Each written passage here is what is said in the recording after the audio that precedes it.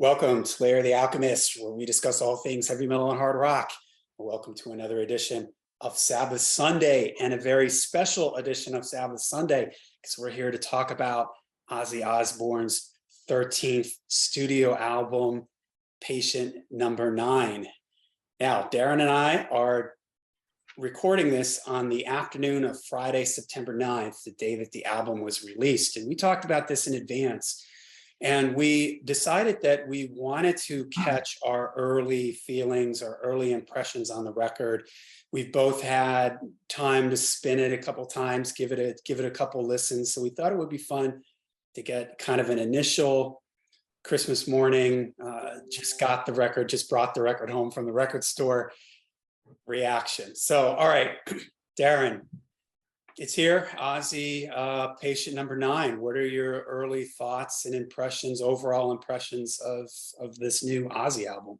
When we did our videos of the songs that came out, the first one was Patient Number 9, and the second was Degradation Rules. When those songs were premiered as promotion for the forthcoming album, we shared our thoughts about them. But one thing I said was I want to wait to form an opinion until I hear the songs in the context of the album. So I have the album, and I was right. The two songs have changed as far as how I appreciate them. They're not what I would consider listening to the whole album, taking the whole album in, only listening to it like 2 or 3 times. I wouldn't have picked the those two particular songs as highlights of the album now that I've heard the whole thing. But I do appreciate those 2 songs more, especially the title track, Patient Number 9. I appreciate that more. I like it more now that I hear it in context of the album. There's a lot of good things on this album. It's loaded with songs, and I could do without a couple of them, at least at this point. There may be songs that I could grow to be fond of in a few more listens, maybe in a couple more weeks or something. But as of right now, I'm a little overwhelmed with the amount of material on the album. And I kind of figured when I saw the track listing a month or 2 ago, I kind of figured that'd be the case, that we'd have a lot of material, and they can't all be winners, and they're not. But the majority is pretty good. It's a lot better than I expected. With the last album, Ordinary Man, I liked it. I had more of an issue with the production than I did with the material. The material was okay. I'd say it's a little bit better than average, but that in comparison to this new album, I'd say the new album is a lot better. It's more of a rocking Ozzy Osbourne record, as opposed to the Ozzy Osbourne old man kind of vibe that was part of Ordinary Man. It was sort of like, it felt like a farewell, like, okay, this is Ozzy's last album. This is sort of a retrospect. It's a sort of bittersweet. This is Ozzy back in the game, it seems. And my impression is that it could either be a starting point, which, as we know, when you look at his health and his age, probably isn't, or it could be a really good grand finale. And I think that's kind of what it is. I see it as more of a grand finale. We've got Zach, we've got Tony Iommi. We obviously have people that he's probably admired during his career in music, people like Eric Clapton, Jeff Beck, and we've got some more contemporaries like Mike McCready from Pearl Jam. So it seems to serve as a grand finale, and it's a good album. The problem that I have with it is that when you have all these guest musicians, I think it's something that looks good on paper. When you put it into place, it doesn't always work, and that's kind of where it is for me. I don't feel like there's any chemistry here with these musicians and this material. I'm not really sure who was in charge of writing the songs. The songs are fairly well written. Some of the performances seem a little bit little cold, maybe a little tentative. Um, Eric Clapton's guitar solo in the song, I think it's called One of These Days. Let me look. One of those days. Great solo, but it doesn't seem to fit. The vibe is just slightly off. And there's a lot of that occurs in this album that I can just feel like something's just not quite right. And I think it's due to lack of chemistry with this whole entourage of musicians. And I wish that wasn't the case. I'm in support of people contributing things to the album, but I would rather there be a band. I would rather there be a situation where there was a band, the band rehearsed the songs, the band wrote the songs together, and then they went in and recorded it. I'm not a big fan of Chad Smith, and I'm pretty sure that he drums on the entire album. He's great in Red Hot Chili Peppers, if that's your thing. But in this situation, he plays just ahead of the beat. It makes things sound like they're just slightly off kilter. Now, it could just be my perception of that because I play drums and I generally play behind the beat a little bit. So maybe that just pops out at me, but it gives the songs a little bit of a, I don't know how to describe it, disjointed maybe. They're not very smooth. They don't flow as well as they should. Now, I don't really think it's because of the writing. I think it's more from the performance aspect. So that's the one thing that kind of bothers me. But the more I listen to it, the more I get used to it, and it's not such a big thing. The production, we pointed out in our previous videos that the production was really it was really big. It was really overproduced. And I'm not sure that that's necessarily the case. I think it's more stylized. I don't think it's necessarily overproduced, although it does sound like it has a big budget, and of course, I'm sure it does. But the case with the production for me is more of the style in which it's produced, the sound of the instruments, the way that things are mixed. It's very stylized. With an overproduction, I think there's things that are generally too slick. I don't think this is too slick. I think it has a certain sound, it has a certain ambiance throughout the thing. And this is very indicative of Andrew Watt. And my first exposure to an Andrew Watt production was Ordinary Man. I think he's done things for, what's the guy's name that was on the Ordinary Man, the rapper? Post Malone. Post Malone. I think he's Post Malone's producer, if I'm not mistaken. So Andrew Watt's work is kind of foreign to me. So my first exposure, like I said, was Ordinary Man, and right away I was sort of I didn't really like the production. It bothered me. I think it's a bit more toned down, you could say, but it's also sort of just as stylized, but in a different way.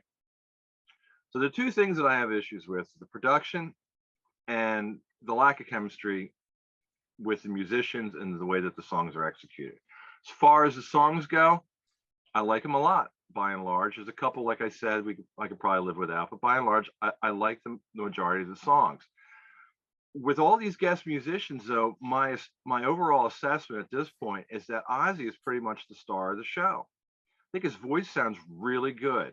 I think he's hitting notes that I haven't heard him hit since probably the 80s. Now, it could be through studio trickery, and it probably is, but it doesn't really matter because it's what we're listening to, and what you don't know can't kill you. It's probably a lot of auto tune and studio trickery, but I mean, Ozzy's always kind of done that in the studio. There's a thing that they called snowflaking, where you'd have multiple tracks and it was just sort of blended together in the mix. Now we're in an age where we have Pro Tools and we have auto tune. Yeah. But overall, I think Ozzy's voice sounds really good. I think his melodies are great. I mean, there's some things that, with the song "One of Those Days," the backstory on this, of course, was when Eric Clapton was collaborating, or he was involved in the song. He asked Ozzy to change the lyrics, and if you're familiar with the song, and I think it just came out today, maybe to coincide with the release of the album, you'll see that there's this one line. It's one of those days I don't believe in Jesus. And it doesn't come off as an anti-religious thing. It comes off as sort of one of those melancholy, like introspective. Oh, this is like a phrase that comes about as a form of frustration. But the way that he sings that line, the first couple times, the first couple reps, I want him to go high at the end of the line. And I remember listening to it when I was first listening to the song and thinking, oh man, it would just sound so much better if he would just go up at the end of the line. Sure enough, the middle and like the last couple choruses he does, and it just really drives it home. And I'm like, I got chills. I'm like, yes, that's exactly what that sounds like. Ozzy. That's what Ozzy does, and that's his claim to fame. He's not the best singer in the world technically, but he has a really distinctive voice, and in most cases, he's always used it really well, with the exception of maybe the last few things he's done, and probably Black Sabbath 13. But here he seems like he's back in the game. Oddly enough, in spite of all his health issues and his age, I mean, my God, for a 73-year-old man, he sounds great. He sounds like, I don't know. It's hard to put an age to a voice, I guess. But if I had to, if I wasn't aware how old he was, if somebody said, how old do you think this guy is? I'd say, oh, he's probably like maybe late 30s, early 40s. So he sounds really good. And I think he saves a lot of these songs because the song structures themselves aren't anything to write home about. They're good. But what really drives the songs for me is the melodies and the way that Ozzy sings them. He reaches for things, he gets them. And like I said, it could be through studio trickery, but it doesn't matter because it's there. I can hear it and I'm enjoying it. So that's pretty much my overview of the album at this point. It could change, and it probably will change a little bit, but I don't think it's going to get any worse. I don't think I'm going to like the album any less. I think, judging by the way things are going, I think I'm probably going to like the album even more. And maybe some of the songs that I'm not really gravitating towards right now, I will in a few days' time, or maybe in a week or two. But this is going to be an album I can tell that I'm going to be listening to a lot more than I listen to Ordinary Man. And I'm really happy about that because I wanted to like it. With Ordinary Man, I felt like I had to kind of force myself to like it a little bit. And that's kind of like, it doesn't make any sense to do that. But this one, I feel like I'm really liking, and it's hitting me in a good way. So that's me. Yeah, I would say that to summarize for me, I do really like the record, and I'm enjoying it on a first day listen. I appreciate the fact that it's only been 2 years since Ordinary Man. It was 10 years between Scream and Ordinary Man. Now, just to put that in perspective, Ozzy's first run with Black Sabbath was only 8 years. So the entire span of what Ozzy did with Black Sabbath, it took more time than that between Scream and Ordinary Man. So in this day and age, 2 years between a record is like amazing for an artist at this level. I appreciate that. I'm glad that they did that. I would say if you are someone who hasn't liked an Ozzy record since, say, No Rest for the Wicked, something, probably not going to like this. If you're somebody who couldn't find anything to like on Ordinary Man, I don't think you're going to really like this either. That said, there are some really good riffs on here. There's some great catchy melodies. Ozzy sounds good. There's a dark mood to a lot of the songs. We'll get into that a little bit when we maybe talk more specifically about songs. Same thing with the lyrics. So I think that there are things to like here. So if you are one of those people from the category I just described before, give it a chance anyways, because I think you know there might be something here for you to enjoy. You may not like the album from top to bottom. Darin, you mentioned this. It's 61 minutes and 10 seconds. That's a little cumbersome. If they had trimmed this down to 40 to 50 minutes, I think it might have been a little bit more effective. But at this point in 2022, I'm not sure we could really ask for more from Ozzy at this point. That's kind of like, and you sort of alluded to this, Ozzy's what, 73, 74. At this point in his career, this is, I think, I'm happy with this for where Ozzy is at this point in his life. To me, he sounds inspired. He sounds energetic. You mentioned his vocal range. It seems his voice is there. Now, yes, there's probably studio trickery involved in that, but who cares? He sounds fresh and sort of energetic. And I think the fact that this album came so quickly is a testament to that. And Ozzy has spoken to this, that he liked the process for Ordinary Man, and it got him inspired. And I think, like you said, there was a little bit of, on Ordinary Man, this kind of reflective, end of the road, we're approaching the end type of feeling to it. But here it does sound a little bit more like he's gotten this sort of burst of creativity and this burst of energy. And I can't really say this because I haven't really read this in any interviews, but I think maybe that might have something to do with Andrew Watt. And I think from now hearing 2 albums from him, and especially on this one, I think Andrew Watt has a good feel for Ozzy's history, who Ozzy was, what Ozzy has sounded like through the years.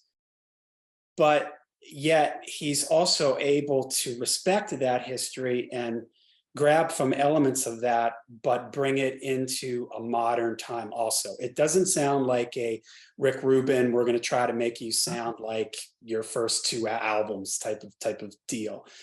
But there's enough of a feeling of a recognition of Ozzy's past that I think it makes it work. Whereas with the Kevin Churko era, the Black Rain and Scream, it sounded like they were trying to rebrand Ozzy as this new kind of more modern sounding. It was really hard for me to hear very few connections from that era of the band back to older Ozzy. Whereas on this one, there's moments here which bring me back to classic sounding Ozzy. I kind of like and don't like the idea of the guest musicians. I like it in the sense that where Ozzy is at in his career right now, like you mentioned earlier, this is all about Ozzy. This isn't Ozzy trying to find a band where there's a chemistry, where there's unique members, and they get together and they write an album a la the Randy Rhoads, Lee Kerslake, Bob Daisley era, or the Jakey Lee era of the band. I think, unfortunately, he's way past that. I would like him to do that because I agree with what you said, that there is sort of a, especially in the rhythm sections of the bands, because when the soloists jump in, there is some character there. But before that, there isn't a lot of, it's a little bland. It's like there's no character to it. There's no identity to the band because, again, it sounds to me like, you know, it was done on computers. There's moments where you can hear Zach playing rhythm guitar, and those moments really sort of jump out at you because Zach has such a identifiable tone. He has a sound to his playing, whereas I'm assuming it's Andrew Watt playing most of the rhythm stuff during a lot of these songs. He doesn't have a very unique tone to me. It's just sort of their kind of guitar sound, and that filters over too onto the drums. You mentioned Chad Smith. There's also Taylor Hawkins. Yeah, is on here too. And now, a little side note, Darin has the record. I don't think he's cracked the record open yet. It's still sealed for him. I was listening to it on streaming, and when I stream through my television, through my stereo, it shows the lyrics on the screen. The lyrics scroll by as the songs are playing, and at the end, it lists who wrote the songs. It says songwriters. And Taylor Hawkins' name comes up on like 2 or 3 songs. Now, I don't know what that means. I don't know if he was actually involved in the writing or if that's just the way they wrote it, and what they're kind of saying is this is who's on this song. Because if you look at Wikipedia, it lists Ozzy as the main songwriter on the bulk of the songs, which we know is not accurate. There's other songwriters on here. There's someone, a woman named, let me get this right, Ali Temposi, not sure if I'm pronouncing that name correctly, who has worked with, I guess, Andrew Watt in the past in various like pop and rhythm and blues projects. So there's a lot of other songwriters here, but there does seem to, again, be this sense of, there's moments on here that I don't know, that I feel like classic. classic Ozzy. The lyrics, I really appreciate the lyrics. Again, the lyrics have been scrolling on my TV all day. There's a lot of like kind of dark, depressing type of lyrics, moody lyrics, the demons inside you type of thing, pain, suffering.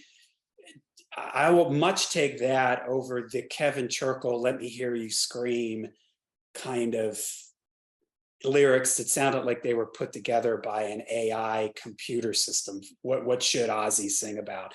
You know, these seem a little more genuine. I don't know who actually wrote what, how much of the lyrics, did Ozzy write all the lyrics? Was he, I'm sure he probably had some help along the way. I don't know. The mix, I did not like the mix at all on Ordinary Man. Anyone who is a fan of my channel hears me rant and rave like some kind of lunatic about the loudness wars, dynamic range compression. An Ordinary Man is crushed to bits as far as dynamic range. In fact, for anybody out there who doesn't, go back through my videos. I have a video on explaining the loudness wars. If you want to hear an example of something way out of control, listen to the song It's a Raid from Ordinary Man with headphones on. It is all digital static. It is absolutely horrendous. There's an out of control low end on Ordinary Man that ruins it when I play it. If I play it through crappy earbuds, it's okay. If I play it through my nice stereo system, it's a sonic mess. Here, that seems to be corrected. It's way more easier on the ears. It sounds way better. It is produced. There's strings and stuff that pop in and out here, guitar layers, background vocals, studio trickery type of things. I'm okay with that though. I like produced records. I like when little things are coming in and out, keyboard pads and synths and strings and stuff like that. So overall, I'm really enjoying it. As I was listening to it today, I'm liking it. And usually if I start at a base level, I usually don't go backwards. I usually only like an album more, you know, after my initial impression. I usually don't go backwards with it. I'm really liking it. And I'm going to go as far as to say that this is maybe my favorite, so far, my favorite Ozzy record since Down to Earth. Okay. So what about specific? Go ahead. I like it more than Down to Earth. I'd say I was trying to make comparisons to Osmosis, and I think Ozzy actually sounds better. I think the songs are better on Osmosis overall, but I think Ozzy sounds better. I appreciate his melodies more on this album than I think I do on Osmosis. But it's kind of like comparing apples and oranges. They're very different in a lot of other ways. But I would say, like you started out saying, if you were to talk to somebody who hasn't liked an Ozzy Osbourne record since No Rest for the Wicked, would they like this? I think they might, actually. Yeah. I think they might. I think this might be one that they'd probably be reluctant to listen to it. And as I've been reading online today, there's a lot of people that have some, preconceived notions about it. And I could tell by their critiques that they really haven't listened to it. Yeah, you're not going to get, here's the thing, this is 2022. You're not going to get an album from top to bottom that sounds like Diary of a Madman or No Rest for the Wicked. But you're going to, I think I can say, and I think you're saying the same thing, that there are things on here for you to like. Top to bottom, are you going to love every song, all 61 minutes and 10 seconds of this album? If you haven't liked anything since No Rest, probably not. But there might be some things on here that you do like. And that's why I think people should give it a chance and not write it off. I know exactly what you're saying. I've been seeing people all day kind of dismissing it, quick to dismiss it. And it doesn't feel like they've really given the album a listen. It doesn't feel like this is whenever you have an artist that has had a career this long, you have to realize that it's been 40 years since Blizzard of 42 years since Blizzard of Oz. I mean, it's a long time and people change. And that's not to say that, well, you gotta like it just because of all these asterisks next to it. Hey, Ozzy's 74 years old. Hey, it's been 42 years since his first record. I get it, but you have to, if you take it as its own thing, take it for what it is, clear your mind. Don't go into it expecting anything except take it for what it is. I think that there's things to enjoy here. I don't. It's funny because we always talk about, there's never going to be another Ozzy album as good as Blizzard or Diary, and we always make the comparisons to anything, not just you and I, but most people in general when you're talking about Ozzy. Oh, it's no Blizzard or Diary, and it's kind of interesting to say that because they're great albums, but I don't think that they're so great that they're perfect. I think there's things that could probably have been elaborated on, moved forward. And I think that's ultimately what I've always really wanted. I don't think I've ever really wanted, I'd gladly settle for any of the previous Ozzy records to sound as good as Blizzard or Diary. But what I really want is another album that makes a statement as strong as Blizzard or Diary. And I think that this one comes as close as any album could possibly come to that situation. I highly doubt that there'll be another album after this. You never know. I mean, we got surprised with this 2 years. Wow, there could be another one, but do I think that it'll be as good as this? I have nothing to go on, but my intuition tells me probably not. But where we are right now, I think that it's pretty damn good, and I have to say that it does kind of take it to a place where this makes its own statement. Ozzy sounds great. He does sound inspired. I'm glad you mentioned that because I was going to mention that as well. It does sound like there's some inspiration behind it, and just the way that he's singing it. He's not going through the motions. He's not just regurgitating the lines. He seems like he's singing and he's mindful of the melody and he's reaching for things to try to make it sound good and to try to drive the lyrics home. That's my impression. But getting back to what I was saying, I think this is an album that serves a place that I've been looking for in an Ozzy record, and that is an album that holds its own, like the way that Blizzard and Diary do. We've talked about it, in our podcast or in our videos too. About I'm not a fan of Bark at the Moon. I'm not a big fan of The Ultimate Sin. After Diary, I was always kind of hoping that there'd be another album where I could really rally behind and be, and have it on deck as like one of my favorite albums. I don't know if this is going to be that one, but of everything that's come out since Diary, this comes the closest. And this could be the one. This could be the one that I take along. Like could be my Desert Island disc, I mean, it's going to take Blizzard, Diary, and Patient Number 9. Yeah, and what does it for me? I don't know, maybe. What does it for me is, no, I know what you're saying, and I agree with it.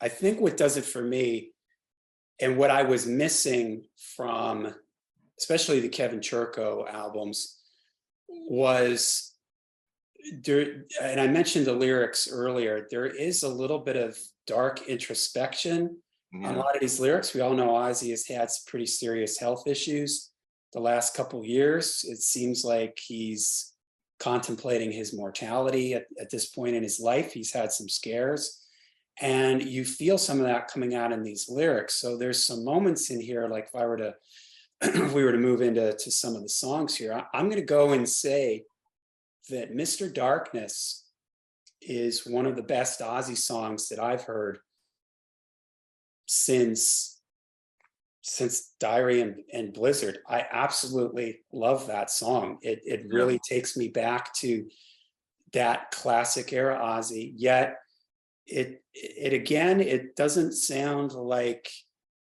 a situation that they had with 13 where it was forced, where Rick Rubin came in and said, we're going to make a record that sounds like the first 3 Black Sabbath albums, write a song that sounds like NIB.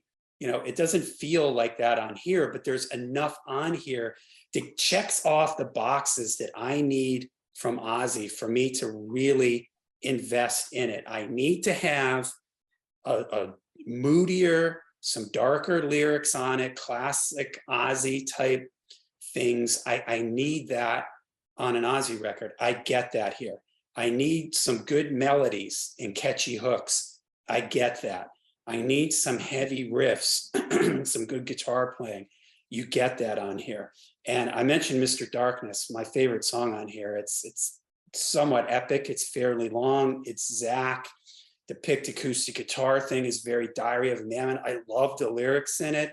I don't have the lyrics up here in front of me. I don't have them memorized, but it's something like, Mr. Darkness, you're living inside of me. It's this whole like looking in the mirror, you're looking back at me again, taking me back to Diary of a Madman. I just love that. I thought that song was great. They should have dropped the very last thing, Darkseid Blues. I don't know what that is. It's a minute and a half, weird little sound effects. They should have dropped that because God Only Knows is a great closer. I love the melody in that song. I like the lyrics too. I love the lyrics. I got a little choked up here for a second because I'm going to say, if that's the last Ozzy song that we have, that would be, it's a great song, and it would have been the perfect way to end the record. So that for me is great. I love Patient Number 9. Yeah, I like that since the first time I heard it. I think that the melody in that is great.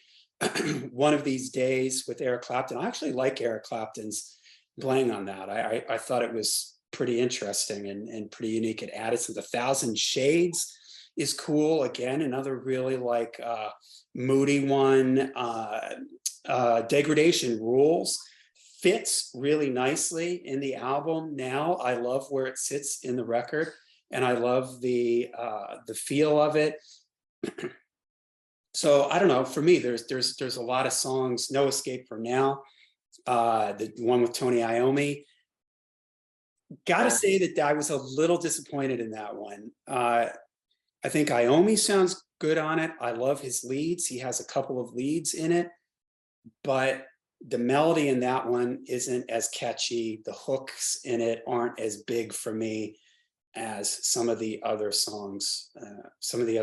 Were. But so there's a couple forgettable ones here. Parasite didn't do a whole lot for me. I thought Immortal was cool. I love the lyrics in that. The vampire lyrics, again, bringing us back to like, made me think of Bark at the Moon. The main riff in Immortal is kind of like this fast, like chugging kind of guitar thing. And again, that's where I can't help but think, and I'd love to have Andrew Watt address this, if that was sort of going through his mind, that he was going to sort of touch on these different aspects. There's another one in here, and it's towards the end. I think it's Dead and Gone, where it has this sort of chugging bass, and it reminds me of something that might have been on Ultimate Sin.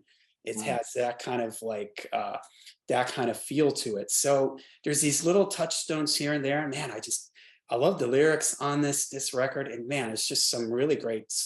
There's some songs on here that I really, really like. And Mr. Darkness might crack my top 10 favorite Ozzy songs of all time at this point. I agree. Going down the album just kind of quickly here, I think I was prepared for Patient Number 9 to be the opening track, because I think when I saw it, when I saw the track listing, that it was at number 1. So I was surprised that Immortal starts the album off, and it's a great album opener. I really like it. Wait. Immortal starts here? It does. Yeah. Are you looking at the vinyl? I'm looking at the vinyl. Wow, because on the at least on streaming, Patient Number 9 is the first song. Okay, that's interesting. It could be because of the time. For the album sides, we have to stay under like 25 minutes or something optimal. That's interesting. Yeah. So, but anyway, so in this sequence really works for me. Where you said Degradation Rules falls really well into the sequence. It does. The problem is for me that's the beginning of side 4. So there's that time where you have to get up and flip the album over. So I mean, I'm a vinyl guy, and I also want to say, just interject this point, that this album sounds really good on vinyl. When I listen to it, the drums are pretty punchy. I really like the bass tone. I like the guitar tone. It's not typically the kind of guitar tone I like because it's kind of a modern thing. But I think within the context of the mix and the songs, it works well. I was kind of surprised. I was taken back, like, wow, I actually like this. I mean, it's not it's sort of like I said, like a more modern or contemporary guitar tone, but I like it. And I think in the mix, it sounds really good. I think the album is pretty well balanced. There are some dynamics. It's crushed a little bit, it's compressed. I went into it expecting that, but it's not as bad as Ordinary Man. But going down to songs, so Immortal's a good album opener for me, and then it goes into Patient Number 9. So Immortal goes into that intro for Patient Number 9 with Okay. the voices and everything, and it's cool. And when I'm listening to Patient Number 9 in the context of the album, I mean, immediately I just liked it more. It's kind of weird. I mean, like I said, I wasn't really swept away by it when we did our last video of Patient Number 9, but I really like it now. I like how it builds up into the chorus is really strong. One thing I want to say though is when a lot of these songs, and this is why I think that when we both agreed to say that Ozzy sounds inspired, there's some complex melody arrangements and melody situations. There's about 3 or 4 different parts of a song where I look forward to hearing the melody. It's not just the big chorus, or it's Yeah. not just the verse part. There's a few different things. There's the bridge. There's sometimes just the second or third line in the verse I Yeah. look forward to hearing. So I appreciate the fact that there are some complex melody situations that are written into this record, and it does sound like there's some hard work and some thought and creativity that really went into it. So I appreciate that. Patient Number 9. We just talked about that. Parasite. Parasite was one that jumped out at me personally from the moment I heard it. I like it's a little different. It's not necessarily a heavy rock song, though it's kind of framed that way. There's things within the context of the song I think that kind of are a little bit more on the mainstream side, but I don't mind it. The melody's good, moves really well. I like the progression from the verse to the chorus. I like the lyrics. They're interesting. I'm not exactly sure what they're about, but there's a lot of conclusions that can be drawn. It's certainly not a party rock song, so I'm happy about that. No Escape from Now.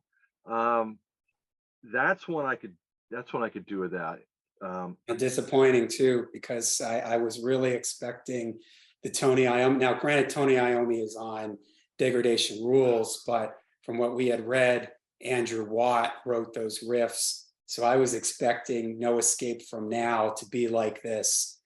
Here's this magic chemistry between Tony and Ozzy. To me, it sounds like something that would have been on that bonus disc, The End, Yeah, that they called it from 13. It sounds like a 13 leftover. It's yeah, very strange.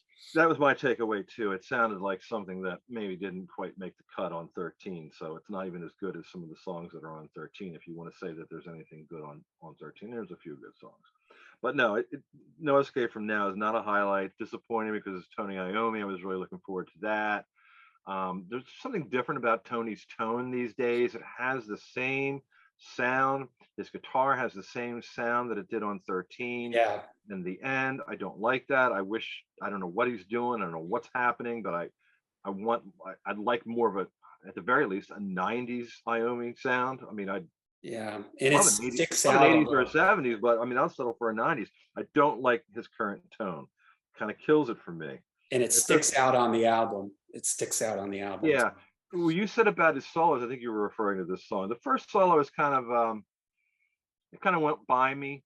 The second solo, from like a little past the middle going towards the end, I thought was pretty cool. There's a key, it's like a key change in that I thought was interesting, and it sounded to me like it was like a natural Iommi expression, something you might hear him do in more of an experimental phase in his career. So I appreciated that. One of These Days I like a lot. I like the lyrics. I had a really catchy chorus. This is with Eric Clapton's guitar solo. The first time it kind of hit me sideways a little bit. I'm like, it's definitely Eric Clapton. I can hear it. It's a good solo. It's good Clapton stuff. I like Eric Clapton. I like David Gilmour. I compare him to David Gilmour, so I like David Yeah. Gilmour more. But I'm referencing David Gilmour because he's in that style of the slow hand, bluesy, guitar solo. It works in this song, but the tone is just slightly off. And I don't know if that's the way that the whole thing was executed. Maybe the song was done and then Clapton just came in and recorded his guitar part and they just put it on over top of it. But there seems like there's a tonality conflict. But after the first couple times I listened to it, I got used to it, and it doesn't bother me. Like I said, it's a good song, catchy. I like the lyrics, and that was one of the immediate highlights for me. A Thousand Shades, it's okay. I have to listen to this a bit more. I think I'm pretty much just really focused on the songs that hit me the hardest the first couple times I listened to it. So I'm gonna have to spend a little more time before I can really wrap my head around A Thousand Shades. Mr. Darkness, that's one. It's another one that hit me right away. It's a great song. Really surprised. Got some chills going. Like, yeah, Nothing Feels Right. That I heard, I think Tuesday or Wednesday. And I think that was the one I sent to you. I texted it out. Well, yeah, that was an advanced single. They released it a couple days ago. Yeah. Now, little it's okay, but I tell you what's really annoying is Zach's guitar solo in that.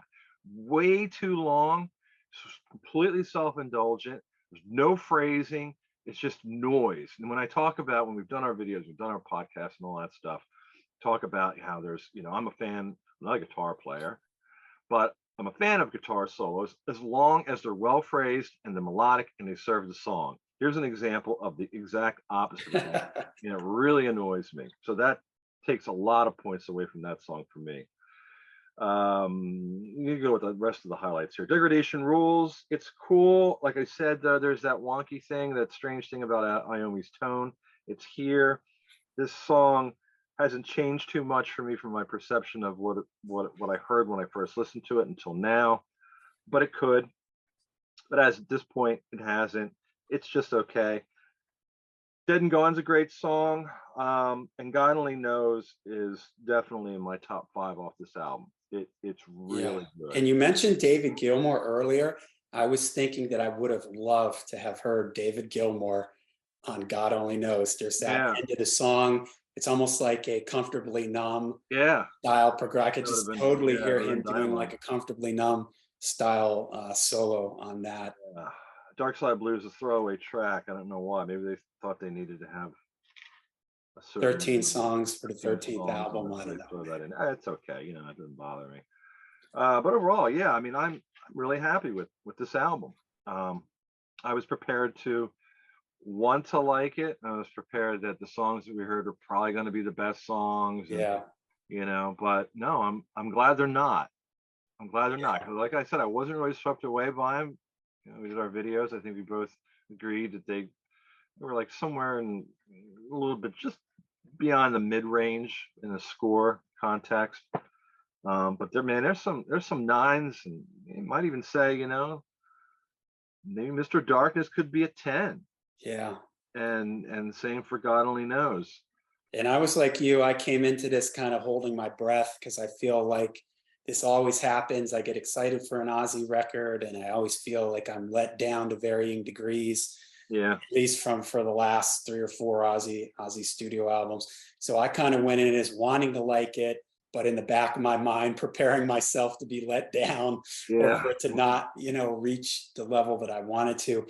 But I think that it does. So, all right, there you go. Darin and I, there's our first day. We're, 10, 12 hours into the release of Ozzy's new record, our thoughts. Maybe we'll come back to this at some point a month or 2 from now and see if our opinions have grown or changed at all on this. But I think as it stands right now, I think it's pretty clear that both Darin and I really like this record. So we're curious to hear what you guys think of this album too out there. There's a lot of chatter on social media. I see a lot of people talking about this album. Let us know down below in the description. What do you guys think? What are your thoughts on it? What are some of your favorite songs? What are some of the things you like and don't like about it? Your least favorite songs? What about the guest soloists and all that stuff? Anybody jump out at you? What are your thoughts on the mix? What are your thoughts on all the things that we talked about today? We're going to be real curious to hear what you guys think about that. All right, so let us know in the description down below, and we will see you at the next Sabbath Sunday.